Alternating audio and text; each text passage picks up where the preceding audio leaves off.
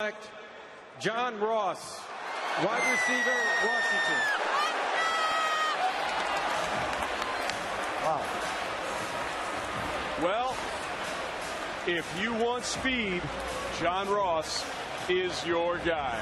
Out of Long Beach, California. He's had some injuries, including a shoulder this year, a torn ACL in 2015, but he set the world on fire at the Combine by running that 4.22, the fastest 40 in modern Combine history. And this guy has sort of been on the radar for a long, long time, Mel. Snoop Dogg. Snoop was his coach in Pee Wee League. I'll tell you what, you talk about that guy can fly. Fastest player in the country, fastest player in the draft, setting records in this 4.22 40. You know about Chris Johnson, how fast he was. Here's John Ross. And you think about the injury factor with the ACL, with the shoulder. Here he is against USC. You talk about Adoree Jackson, what a great corner he is.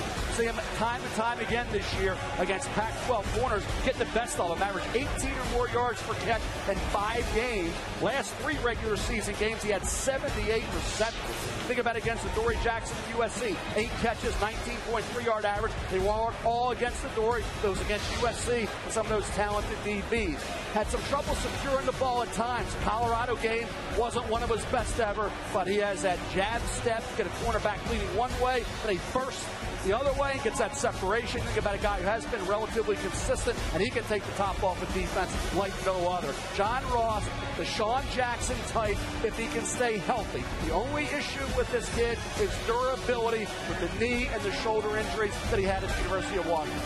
Well, he's actually been mentored a little bit by Deshaun Jackson, and this makes sense because of all the losses for the Cincinnati Bengals the last few years, Lewis. Yeah, look, this is a guy who really, look, he's going to add a bunch of speed, a bunch of dynamic playmaking ability to an offense that last year suffered a little bit because they had some injuries at wide receiver to A.J. Green, at tight end to Tyler Eifert. So he brings that. The only question, though, is this. This is a guy who's dealing with some off-season issues. He's got a labrum issue. He's had multiple knee issues in his career. Teams don't even know that I talked to if he's going to be available once you get to training camp or whether he starts the season on PUP. How quickly is he going to be ready? He is Deshaun Jackson light, if you want to make that comparison.